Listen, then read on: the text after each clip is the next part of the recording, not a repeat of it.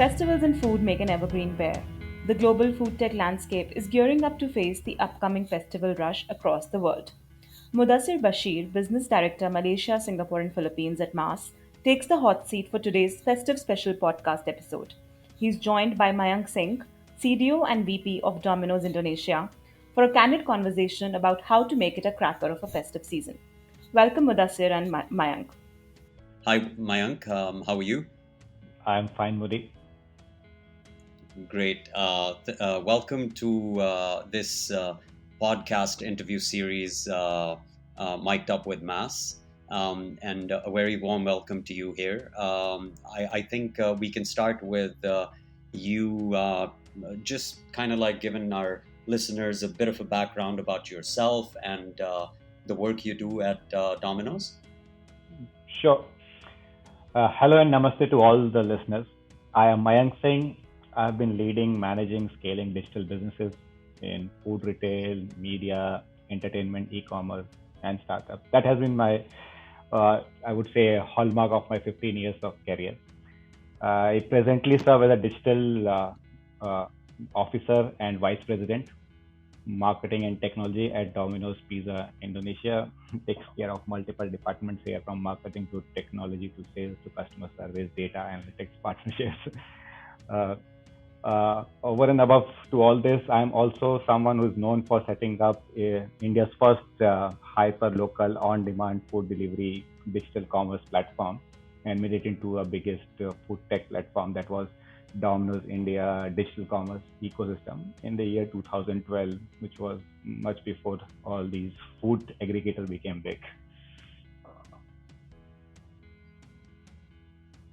Interesting. I mean, that's a very colorful career path you have given us insight into, and also, very happy to hear where you are right now. An interesting space, an interesting market to be in. And since we're talking about markets, Mayank, Indonesia, Malaysia, Southeast Asia as a whole, a multicultural society, but with a lot of overlapping features between countries, a lot of festivities. And obviously, since you're in the food tech business, food does definitely play a very integral part when it comes to festivities and celebrations, right? How do you think this year's festive season or festivities in general are going to be different from the past couple of years for Southeast Asia as well as India? So you rightly pointed out, Mudi, food is very integral part to any festival that happens. And when I talk about food, I would specifically want to talk about Domino's, because at Domino's we believe that we are a celebration brand, which means when with your happiness to special occasions, your win maybe, or your promotion, your birthdays, anniversaries, whenever all these special occasions happen, you would find Domino's would be around in some way, not to just delight your on your face, but also to delight your taste buds. And that has been what Domino's globally known for. It's easy, tastiest pizza coming within 30 minutes for your delivery. Now, the important question which you had highlighted here is how different it has been, it would be in this current year, where a lot has happened over last 2 years due to the pandemic that we all had faced. And especially even this year, there has been huge things that has been going on with respect to what is happening between Russia and Ukraine, and how world has been doing several stuff, certain and things which has been moving around. So it is going to be a peak time for our business. So as an optimistic believer, I would still want to believe that this year also is going to be a very great and a good season for us.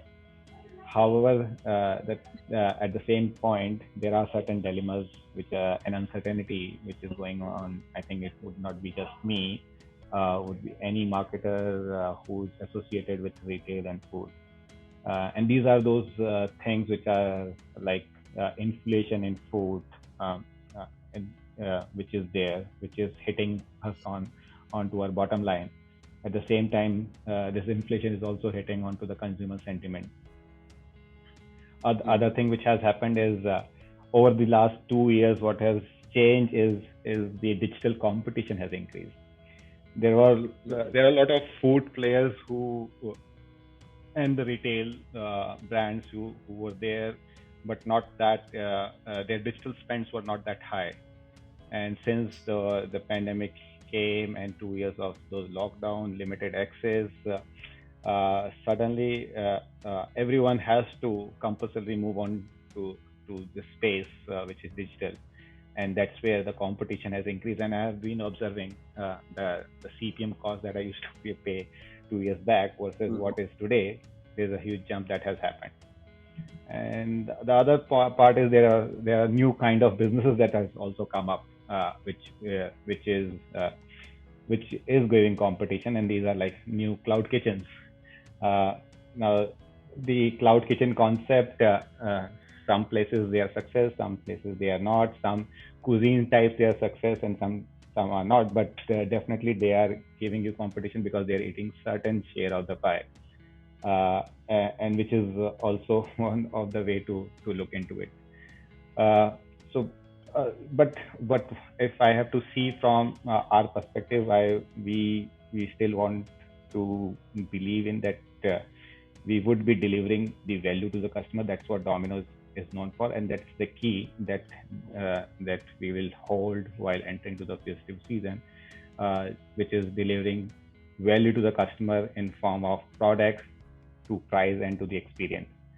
And and that is where our focus would be in pushing and reaching out to the right customers via tactical, targeted, segmented campaigns, and specifically riding onto the trend, that how the trend would be. So it's the festive season is coming, at the same time the World Cup is also coming. Even the Yeah. food, even when this sport event happens, the best thing one can imagine is having a pizza in their hand and enjoying the match. Uh, Exactly. and these are those occasions where we need to capitalize, and that would happen with our focused, tactical, targeted campaigns. That's what we are looking forward for this festive season. Interesting. Yes, yes, absolutely agree with what you said. And I think I'm going to just pinpoint one of the things that you mentioned, what has happened in the past couple of years. Obviously, we've seen an immense amount of acceleration when it comes to digitizing of various platforms. And, obviously, the introduction of cloud kitchens and a lot of businesses adapting the digital way. My next question is related to that, and it's basically specific to the app usage and user behavior towards apps overall. I just want to check with you. What are some of the interesting, let's say, app usage behaviors or trends that you have noticed now, basically in a post-pandemic world? That compared to what we were seeing in the past couple of years, has there been any drastic change you've noticed in terms of user behavior towards apps? Modi, I'll explain it in a very different way here. The market which I belong to is in Indonesia, and I would Mm-hmm. like to quote here: Indonesia is a mobile app first market, which means Yeah. the user are more likely to do the transactions over the app versus the web. And that has been because of the history of how the internet came into this market. Unlike how you West and India, we would have seen an internet experience through a desktop, then moved on to the laptop, and then we saw the internet on mobile, which was browser driven experience. However, when I see Indonesia as a market, the users, larger amount of users, they still they saw the internet for the first time on their mobile, and the experience Yeah. they were having was with respect to the use of app. Like I was reading certain studies also in this market where people, if you ask them as a question, the internet, how much time do you spend on internet? They the use of app, they don't uh, think that that's an internet. they Mhm. the browsing is what they think as an internet, Yep. and so it's actually an app market. And the interesting behavior that I've seen here is that a user would end up coming to a website, will browse all the price, but when it comes to the transaction, they will switch to app and do the transaction. They are so much into the app transactions that even if there is a space crunch issue, they would uninstall the app. Next time they'll re-download the app. They'll do the transaction, wait for the delivery to happen, then maybe remove it, and next time they will re-download it. So those are the kinds of things this market is known for. And it's not just I'm talking about with respect to what I've seen here. It's also about how I've been speaking to my peers across the e-commerce in this market, and they also have been experiencing the same trends, which is the Mhm. trust on the app is higher versus a browser. Now, but what has happened is the digital users has definitely increased during this whole last 2 year of pandemic. There are new users has come up. I would say the shift of consumer from a traditional challenge to digital has increased. So the users who Mhm. were exploring or ordering through a takeaway as a channel with me, they are switching and they are adopting digital as a channel, which is kind of good, but also at the same time, I'm losing those customers onto the traditional channel. So I would want to like highlight the takeaway used to be a good mix in terms of the business.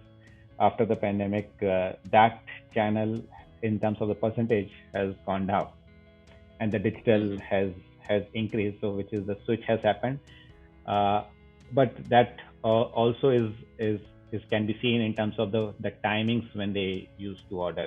So there was decline in the dinner timing because the pandemic, the user were having not the stores were not open earlier, so the change in the behavior happened from that perspective.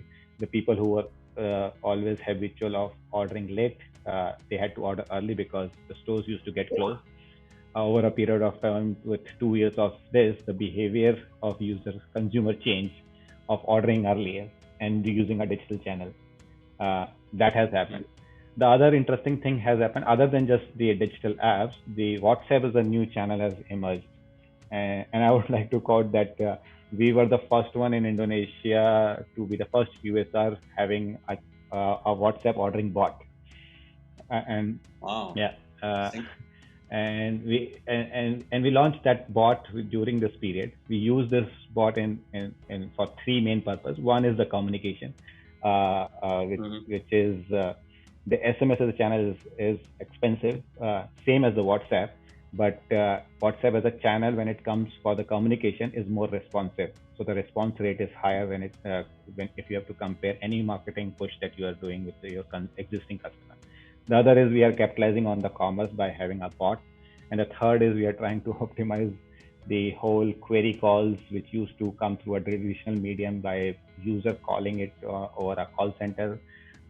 We are trying to ensure that the most of the things like order status, what is the offer of the day, they all can be sorted and given through a bot, which is adding a convenience to the customer.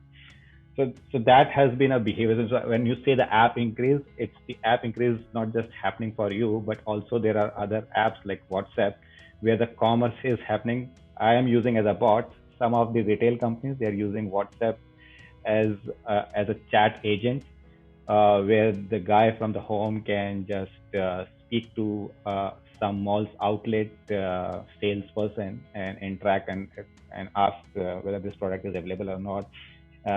They can show the live product availability also through the videos, by Mhm. sharing the live videos, and the transaction is happening. So that's where the new kind of behavior trend has happened after this 2 years of pandemic. Yeah, I really like the idea about WhatsApp, being a key channel in driving orders for Domino's in Indonesia, especially in Southeast Asia, where the dominance of WhatsApp is so heavy in markets like Malaysia, Yep. Singapore, and Indonesia. It makes absolute sense. So that's a pretty smart move, and I'm sure that's going to grow even further. Now, obviously, what you mentioned as well, how things changed over the past couple of years, and how behavior and app usage or the dependency on apps has changed. What we've also noticed is the direct to consumer approach. Right now, this has been a key emerging trend, or an e-commerce model, which has been quite predominant over the past 1 year. What are your thoughts on why a lot of these brands have taken this direct route? So I'll give you a shorter answer to this. Uh, they're Okay. copying the Domino's success of so many years in this game. Interesting. Yep. But coming to a longer answer, it's largely has been about the convenience, uh, and there are certain set of consumers who and the categories where the delivery time makes a huge amount of difference, and which is also happening with the user being engaged in multiple areas, especially big cities, where Hmm. your time throughout the day is packed with a lot of your working schedules, and you get very limited time of access to visiting these outlets, specifically when you have to go for grocery shopping and things like that. And there are certain occasions when you want delivery to happen faster. So the convenience is one key aspect, and especially into the for in the into the area of grocery, where, so suppose fresh product is one category where you would want something to happen immediately. For example, buying vegetables, that's one area you want fresh, and it has to be immediate because you need to prepare and cook the food. Uh, Hmm. so making it an option available to have it fresh immediately, it's a Hmm. convenient option, and that's why that becomes one of the effective use case. And that goes for a lot of those delivery startups which are kind of focusing on the groceries. And I think the D2C is more into that area. Food is has always been into that area, because food is an impulse buying category. You are hungry right now, you want to eat and consume right now, and that's why it becomes Hmm. D2C as an important. Food has been always an important key player into the D2C.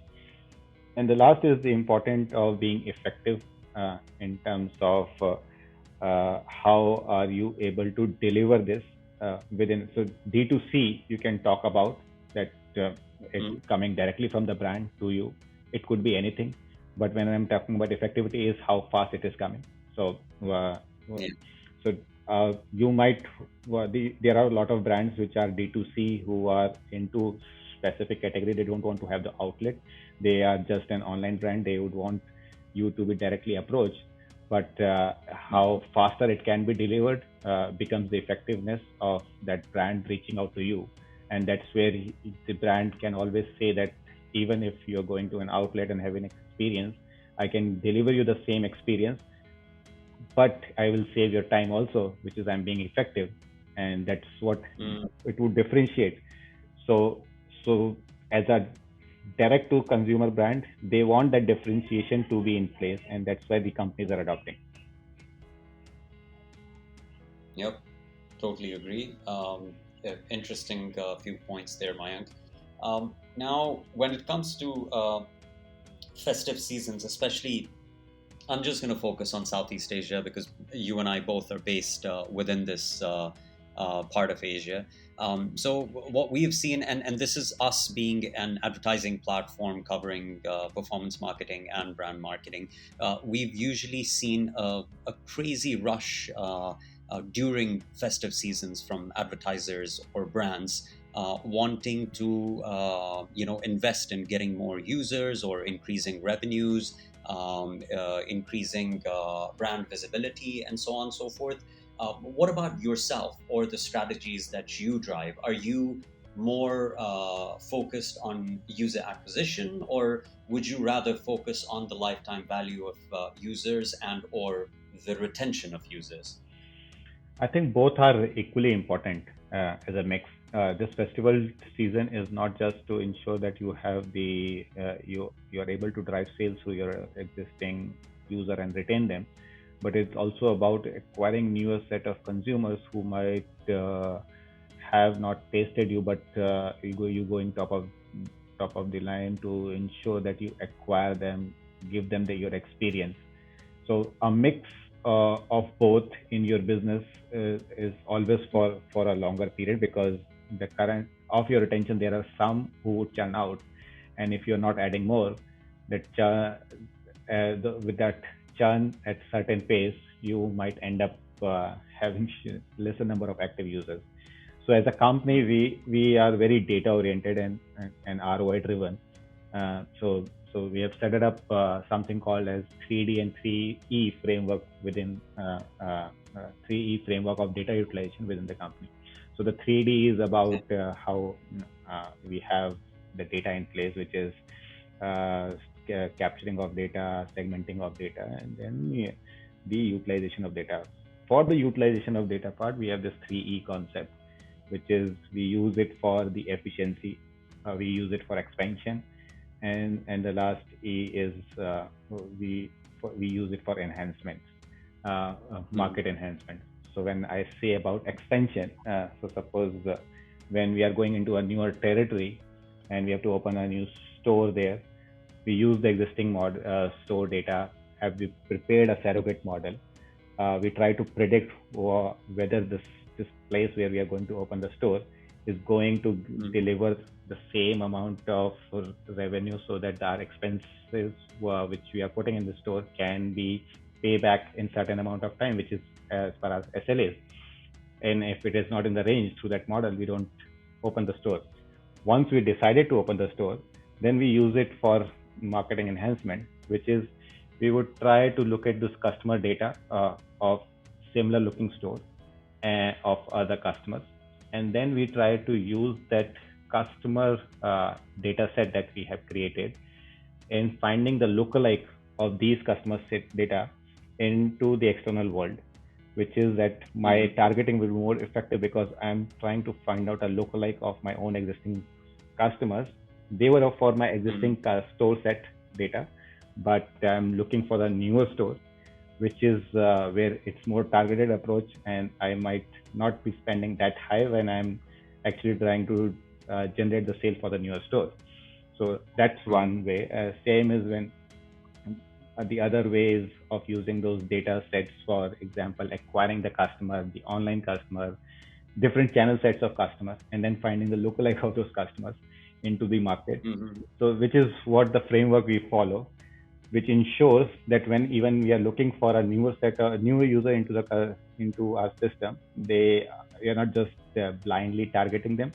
We are targeting them in a much more precise manner, where the chances of they being our consumer is higher, and the health of the system is retained, which is we have equal amount of newer customer. At the same time, we are maintaining and retaining the customer. When I talk about the retaining customers, we have a very good customer lifecycle program that we internally have, which is based on recency, frequency, monitoring that everyone follows. We have gone further level higher with using predictive modeling to create certain behavioral data sets, and then we target those customers to improve their frequency, improve their basket size, and keep tracking them. When was their last order? Before they become inactive in our system, we have to get more data. That becomes the KPI. We measure it against the ROI of incremental sale that we have generated through those campaigns. Okay. Earlier on during our chat, you mentioned that the way Indonesia as a market is, you see a lot of or a lot of brands see users uninstalling because of one reason or the other, and reinstalling apps based on their requirements. Yeah. Has that been an observation amongst Domino's consumers as well, or customers as well? Yeah, that has been one of the observations where I've seen the consumers. So when I see those retained consumers, they have been ordering through me after the occasions of their frequencies. That so they're further divided into the kind of users there are: low frequency, high frequency, mid frequency. So they have been retained, and some of them have migrated from a low frequency to a low to a medium frequency. Even medium ones have gone to the higher. But as a behaviors of those customers, they have been found. It has been found that they deleted the app, and the next time they re-downloaded it and placed the order. So as a system, they were still healthier, but onto the app front, where they were having this behavior. Not all, So but that's a that's certain set of consumers. Yep, yep. So a different set of behavioral audiences right there, and I guess that's also a very important area to be trying to retain and retargeting those set of audiences. I'm sure. Yeah, that's where the use of data in all form becomes important, not just the data which you are capturing through like device IDs and all, and knowing that whether they have the app or not, but also the data which they can be identified in my system on an omni-channel way. Uh, so Yep. they might be switching channels also. For suppose they ordered from the app today, next time they order through a WhatsApp bot. I should be able to still track them and see if they are using the same channel, they are switching the channel, or what has been their frequency. Is there a change in it? So the tracking becomes very important, and you have to track it Yep. on an omni-channel way, not just one specific channel. Makes sense. Yep, yep, absolutely makes sense. Now, when we are talking about the past couple of years, I mean, I'm just going to take 2020 onwards as reference points. Clearly, there have been some unprecedented times, with the pandemic and so on and so forth. But have you kind of like gone back to the drawing board and looked at what your UA channels, where you were spending during festive seasons, were, let's say, 2020 versus 2021 versus this year? Has there been any stark difference, or have they pretty much been alike? So one is every season is different, and what makes it different is because of what's the trend that has been going on. But at the same time, Okay. I mean, I, if I would say, so when it comes to deciding what needs to be done in the certain period, or while we are planning, I become the student of history, which is Mhm. ensuring that what did we did last year, what kind of campaigns we were running, what were the user acquisition channels that we were using, and how effective those was, before we get down to define that how much are we going to spend, what would be our plan, and how would we segregate our strategy in terms of acquiring these customers for the current season. And not just that, we have to actually go ahead and marry with the trend, which is being also. So suppose if December is going to be a peak season, World Cup, Mhm. and then you have Christmas, you have New Year. This is all Yeah. high peak season times, specifically in our world, which is selling pizzas. Uh, Mhm. Now this last year, what all worked, what kind of promos worked, which channel these promos were working. That's one set of the data which we will definitely be utilizing. But at the same time, over a period of time, like we have crossed 11 months from the last festive season that we did of December, we would have seen many new channels and their trends. We would have learned, and what has been the use cases for those over the period of time, what was happening in November. That has to be married to the previous plan, because there would have been a lot of changes that would have happened. There would have been a lot of new channels that I would have got in the last 11 months, and how Mhm. has been their performance with respect to the ROI, ROS, and that's where the mixed balance approach is what we would create while we are Mhm. entering to the new season. So it would definitely have the experience of the past, but it would have to be blended with what we are experiencing during this time and in the last 11 months. Yeah, makes sense. Thanks a lot for that detailed view on the strategies for the past couple of years, Mayank. Now I'm gonna change our mode of communication slightly. Mhm. We're going to switch to a similar format which you're very much used to, which is quick quick delivery of Domino's. Okay. So from our the longish answer discussion, just switching to a rapid fire round. I'm just gonna ask you a few questions, and I think we can just keep it short and quick in terms of responses. Hmm. And to begin with, I would want to know five buzzwords that you have for festive season trends in the year 2022 for app marketing. Hmm. Five buzzwords for the festive season trends 2022. Mm. Yeah, First is deliver value, use data, segmented approach, test more, and sell. That's what we would want to do. perfect. That's what everyone wants to do. Second, a quote that you live by, Mayank. I can do everything to anything. That's what I always believe and tells myself. Wonderful, wonderful. Third one, what makes you remain growth focused? Mm, I, I think that's my big Domino's family, from my Mhm. store people to my corporate colleagues.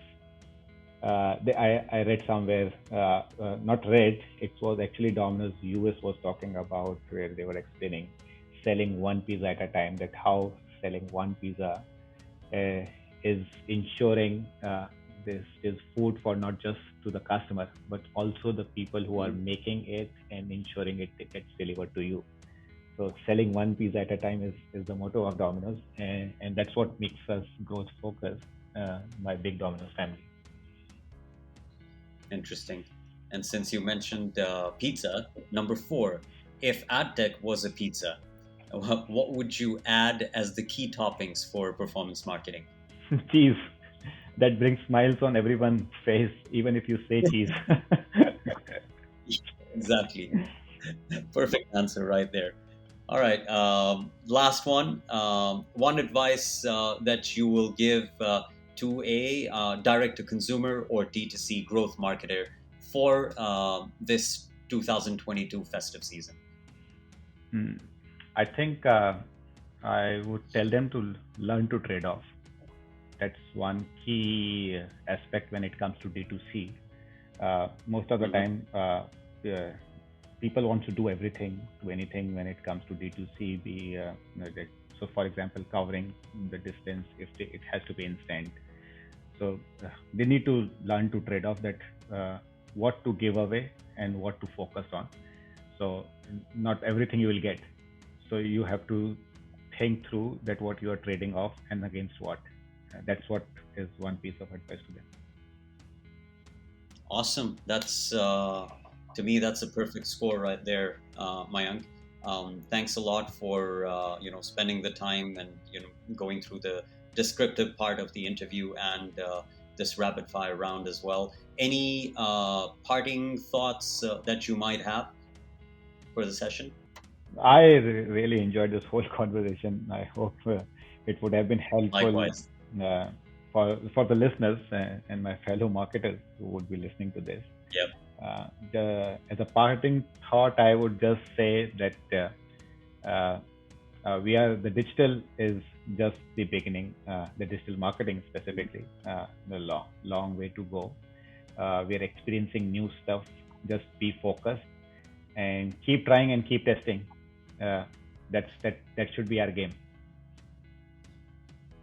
Yeah, definitely. I think, yeah, clearly words of wisdom there, Mayank. Thanks a lot for, giving us an insight into what you do and what your thoughts are in this ever-changing digital marketing world and ecosystems which are tied to it.